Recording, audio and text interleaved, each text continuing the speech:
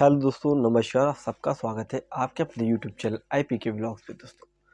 दोस्तों आज हम जिस बिज़नेस के बारे में बात करने वाले हैं वो बिज़नेस दोस्तों है ऑटो पार्ट्स रिलेटेड बिज़नेस के बारे में कि ऑटो पार्ट्स की दुकान आप कितने रुपए में खोल सकते हैं कम से कम में, और किन किन पार्ट्स की आपको स्टार्टिंग में ज़रूरत पड़ेगी और इस पार्ट्स को कहाँ से परचेज़ कर सकते हैं और इसको बेचने का प्रॉफिट मार्जिन क्या है। तो दोस्तों आज का जो बिजनेस है वो टॉपिक जो रहेगा ऑटो पार्ट्स का दोस्तों, वो मैकेनिक के लिए भी है और दूसरी दोस्तों जो ऑटो पार्ट्स की शॉप भी खोलना चाहते हैं उनके लिए भी है। तो दोस्तों वीडियो को स्किप मत करिएगा, वीडियो को देख लीजिएगा। छोटे में समझाने की कोशिश करूँगा, छोटे टाइमिंग में, तो समझिए। बाकी इस पे और भी वीडियो और भी जो आपको कुछ पूछना है, जानकारी लेनी है होगी, तो आप मुझे कमेंट बॉक्स में कमेंट करके जानकारी प्राप्त कर सकते हैं। तो दोस्तों अगर आपको ऑटो पार्ट्स का बिजनेस करना है, ऑटो पार्ट्स का बिजनेस करना है बाइक ऑटो पार्ट्स का, तो उसको आपको सबसे पहले शुरुआत करने के लिए, खोलने के लिए दुकान, सबसे पहले आपको जगह देखनी होगी कि आप किस जगह पर आप इस बिज़नेस को ओपन करना चाह रहे हैं, किस जगह पे आप इस बिज़नेस को काम करेंगे। क्योंकि दोस्तों बहुत सी बात ये हो जाती है कि कहीं-कहीं ऐसी जगह आप दुकान खोल लेते हैं, जहाँ पे हो सकता है दिन भर में 1 गाड़ी, 2 गाड़ी, या हो सकता है गाड़ी आ भी नहीं रही हो, दिन भर आप ऐसे ही बैठे-बैठे निकल जाए। तो ये सबसे बड़ी चीज़ होती है कि आप किस लोकेशंस में गाड़ी बाइक को ऑटो पार्ट्स की दुकान को खोलना चाह रहे हैं। दोस्तों अगर आप बाइक ऑटो पार्ट्स की दुकान जैसे खोलना चाहते हैं, तो जो लोकेशंस होती है उसको, जैसे आप सिटी के अंदर खोल सकते हैं, सिटी की थोड़ा-सा आप हल्का सा बाहर से खोल सकते हैं, आउट में, या किसी गाँव के अंदर कोई बाज़ार है वहाँ पर आप खोल सकते हैं, जहाँ पर ज़्यादा से ज़्यादा अच्छा गाँव है, बड़ा गाँव है, जिसमें आप बाइकें वगैरह ज़्यादा हों।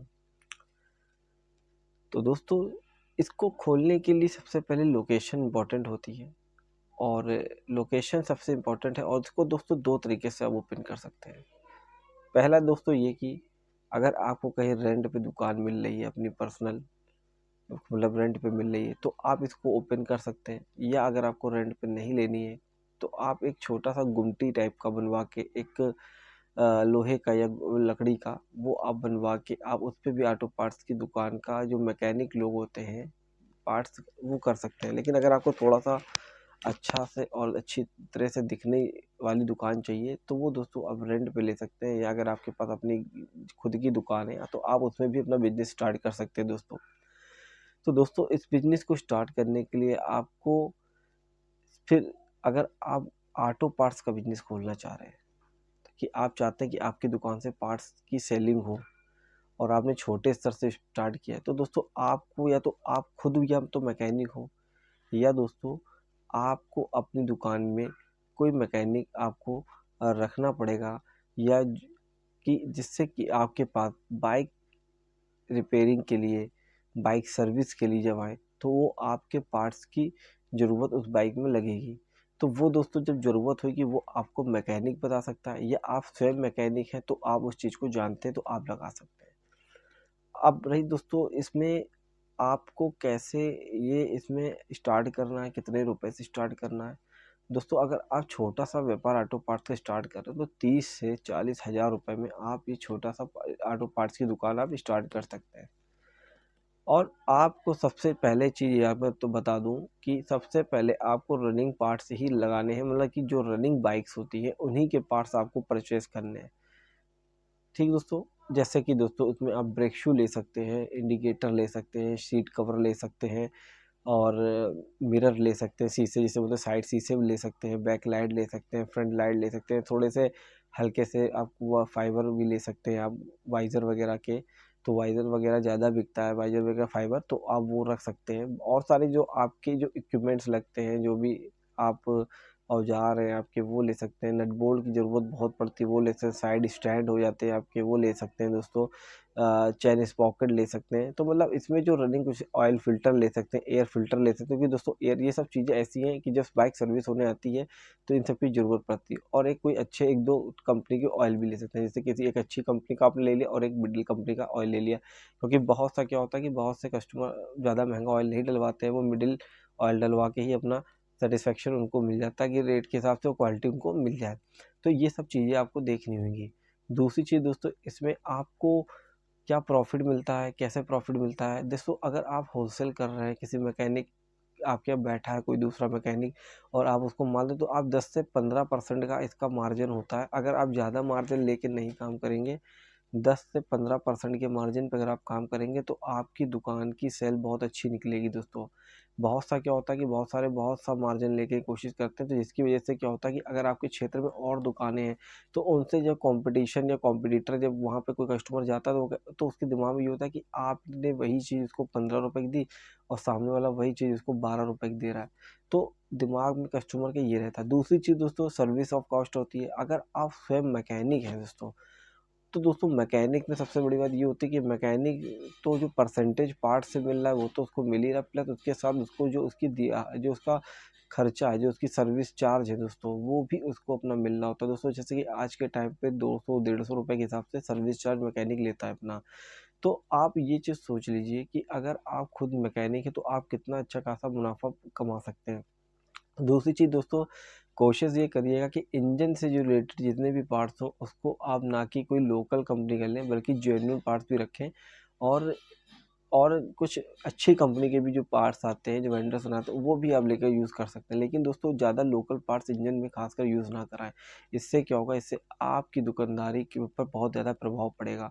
भाई एक बार तो आप उसे बना दोगे, अच्छा खासा पैसा उससे कमा लोगे, लेकिन दूसरी बार जब उसकी गाड़ी में दिक्कतें आएँगी तो उसको फिर आपको ही देखना पड़ेगा। ऐसे क्या आप जेन्युइन चीज़ लगाओगे, कहीं भी अगर उसकी गाड़ी मान लीजिए चेक होती है, कहीं बनवाता है, तो दूसरा मैकेनिक या दूसरा दुकानदार यही कहेगा कि भई जिसके यहाँ से आपने लगाया तो उसने चीज़ आपकी ओरिजिनल लगाई।